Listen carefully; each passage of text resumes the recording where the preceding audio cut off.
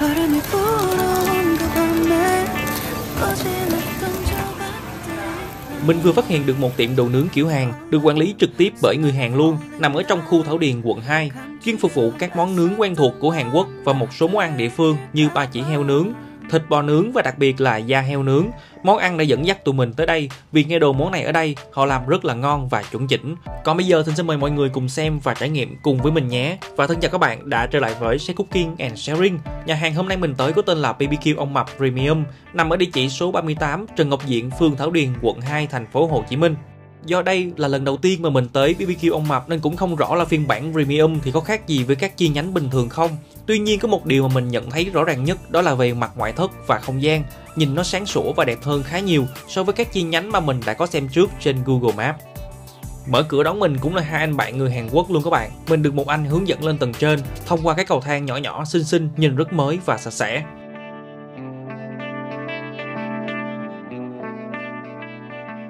Đây chính là tầng 1 của nhà hàng ha. Tuy diện tích không quá rộng nhưng nhà hàng bố trí bàn ghế cách xa nhau, cực kỳ hào phóng, có thể ngồi từ 2 người, 4 người hay 8 người rất là thoải mái. Bàn ăn thì mình chưa kịp quay tới là các bạn nhân viên đã dọn lên đầy đủ các loại banchan, salad và nước chấm, mình khá là bất ngờ.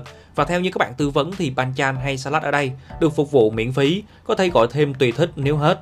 Bên cạnh đó nhà hàng còn tặng mình một chai rượu dưa hấu, mình không rõ là kêu thêm có tính tiền thêm không vì mình chỉ uống chơi cho biết thôi chứ không có uống hết các bạn nha.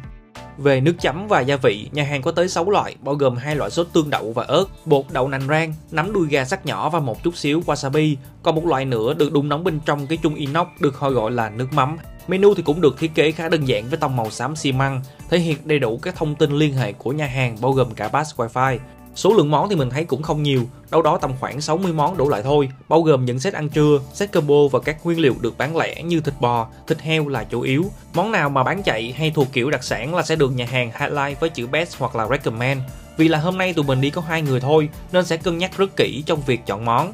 Trong đó da heo nướng là món ăn chắc chắn phải gọi, còn lại tụi mình sẽ chọn 2 phần bò và 2 phần heo. Với bò sẽ có lõi vai bò và diềm thăn bò, còn heo thì sẽ có ba chỉ heo và nạc nọng heo. Ngoài ra các món ăn phụ tụi mình còn gọi thêm trứng hấp kiểu Hàn và lòng non nướng. Tại Ông Mập BBQ thì nhân viên sẽ nướng giùm mình luôn các bạn nha. Và trước khi nướng thì các bạn sẽ hỏi mình là anh chị muốn nướng phần nào trước, chín vừa hay chín kỹ, nướng xen kẽ hay là nướng hết một lượt, rất là chu đáo. Và tay nghề của các bạn cũng rất thuần thục luôn, nướng nhanh gọn và đúng với độ chín mình cần.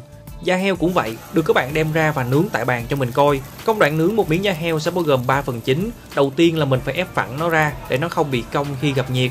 Sau đó sẽ trở mặt lần một để cả hai mặt được chín và giòn đều hơn. Rồi lại tiếp tục trở đều và ép đều cho tới khi phần nước mỡ bên trong được đẩy ra bớt.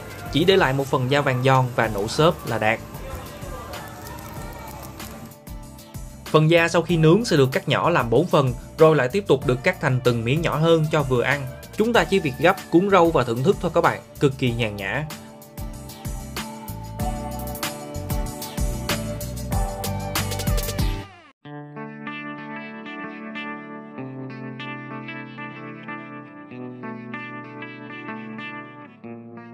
Đầu tiên là mình sẽ ăn không phần diềm thăn bò thì thấy các bạn nướng rất mềm, độ tái vào khoảng 20% và đặc biệt là không có bị khô ráp ở phần viền cạnh. Điều này nó đến từ việc trong khi nướng, các bạn đã liên tục cấp ẩm cho bề mặt miếng thịt bằng một miếng mỡ riêng, cắn thì nó mềm mà nhai thì nó ngọt và tỏa ra một cái hương thơm cỏ nhẹ nhàng. Còn da heo nướng thì phải nói là ngon xuất sắc luôn, ngon hơn nhiều so với những gì mà mình kỳ vọng. Nó vẫn có một độ mềm dẻo đặc trưng nhưng không ngậy, lớp da bên ngoài giòn nhưng không chai, mà cái chất mỡ bên trong khi cắn vào, nó tiết ra cái vị ngọt nguyên chất từ mỡ heo, vô cùng hấp dẫn. Và khi chấm với bột đậu nành rang, cái này hay nha, nó có chức năng tương tự như thính của Việt Nam, nhưng nó mịn hơn, dù rằng không thơm bằng thính nhưng độ hút ẩm của nó tốt và làm cho món ăn không bị ngậy, khá là hiệu quả.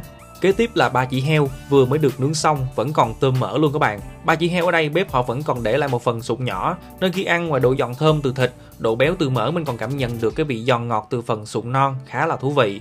Và sau khi cảm nhận được hết những cái tinh túy trong các nguyên liệu tại đây, mình bắt đầu cuốn với rau và banchan. Dĩ nhiên là không quên cho vào một miếng dưa leo, được nhà hàng cắt khúc đúng bằng chiều dài cần thiết để cuốn. Phải nói là khéo, quá trời khéo. Mà tương đậu ở đây họ làm cũng ngon lắm nha. Nó sẽ thiên về vị ngọt nhiều hơn và đậm đà hương đậu, rất hợp với gu của mình.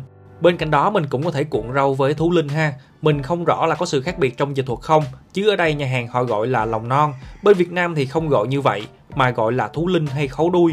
Phần mình đang ăn là phần đầu của thú linh, có độ dai, mềm và ít mỡ, được nhà hàng tẩm ướp vừa phải, mặn mặn, ngon ngọt mà vẫn giữ được cái mùi đặc trưng vốn có của nguyên liệu này. Một món ăn khác nữa là trứng hấp, mình cũng phải dành lời khen về cách thức chế biến của nhà hàng. Trứng được hấp với tỷ lệ nước chuẩn chỉnh, giữ được nhiệt đều và có độ bồng bềnh, mềm mịn như bông. Khi ăn thì mình có thể ăn cùng với các loại bánh chan thiên về vị mặn hoặc là tương đậu, sốt nấm, mình thấy cũng khá hợp lý. Đặc biệt là sốt nấm, khi kết hợp cùng với trứng hấp, nó sẽ cho ra một cái hương vị thơm nấm, mặn tương và béo trứng khá hài hòa. Khoai tây nghiền thì lại tiếp tục là một món ăn mình có ấn tượng tốt. Trước đó là mình đã ăn một chén rồi các bạn, phải nói là ngon nhất trong những nơi mà mình từng ăn và là nơi duy nhất hiện tại mình có thể ăn được 2 chén liên tục mà không thấy ngán. Bởi cái chất khoai tây ở đây họ nghiền không có bị bột mà vẫn dẻo, phần kem sữa được cho nhiều nhưng lại không bị quá ngọt hay quá béo mà còn giúp cho phần khoai có độ mềm tan, sánh mịn, tuyệt vời. Trở lại với các món nướng, các bạn nhân viên sẽ tiếp tục hỗ trợ mình nướng hết 2 phần thịt cuối cùng là thịt nọng heo và lỏi vai bò. Có một thời gian thịt nọng heo cũng rất hot nha, vì đây là phần thịt có số lượng giới hạn, chỉ chiếm từ 1 tới 2% trọng lượng của một con heo. Điểm đặc biệt nhất của phần thịt này đó chính là tỷ lệ mỡ và thịt được phân bổ xen kẽ nhau xuyên suốt chiều dài của thớ thịt. Nên khi được nướng chín và đúng nhiệt, nó sẽ có một cái độ mềm trong, giòn ngoài khá đặc thù, ăn không cũng không hề ngán. Thậm chí trong khi cuốn mình còn thêm vào một ít khoai tây nghiền, ăn nó vừa béo vừa bùi mà lại vừa thơm cái mùi mỡ cháy cạnh, nồng nàn và sâu lắng. Còn đây là lỏi vai bò, có lẽ là mình cũng không cần phải nói quá nhiều vì chất lượng gần như là xuất sắc như các phần thịt trước. Có chăng cái hương vị của nó sẽ khác hơn một chút với hương thơm béo tựa như bơ. Chất thịt thì có độ dai và chắc hơn, nhưng độ mềm ẩm thì vẫn được giữ nguyên trọn vẹn. Và kết lại, mình hoàn toàn hài lòng với chất lượng phục vụ của ông Mập BBQ chi nhánh Thảo Điền. Từ không gian, nhân viên cho tới các món ăn, món nào mình gọi hôm nay cũng đều để lại cho mình một dư vị thơm ngon và dễ chịu. Điểm duy nhất là mình lăn tăn khi tới đây là phải đi đông các bạn. Đi 2 người chi phí chia ra sẽ hơi cao nha. Còn nếu đi từ 4-5 người trở lên thì mình nghĩ sẽ ok hơn. Chi phí vào khoảng 300-400 ngàn gì đó một người, cũng không hẳn là rẻ, nhưng đổi lại chúng ta sẽ có một không gian đẹp, những món ăn ngon và những nguyên liệu có chất lượng tương xứng. Và khẩu vị của bạn mới là quan trọng nhất. Review của cá nhân mình chỉ mang tính chất tham khảo thôi nha. Nếu thấy video mình làm hay và hữu ích, hãy bấm like và subscribe kênh để luôn nhận được nhiều nội dung mới từ mình. Thân chào và hẹn gặp lại.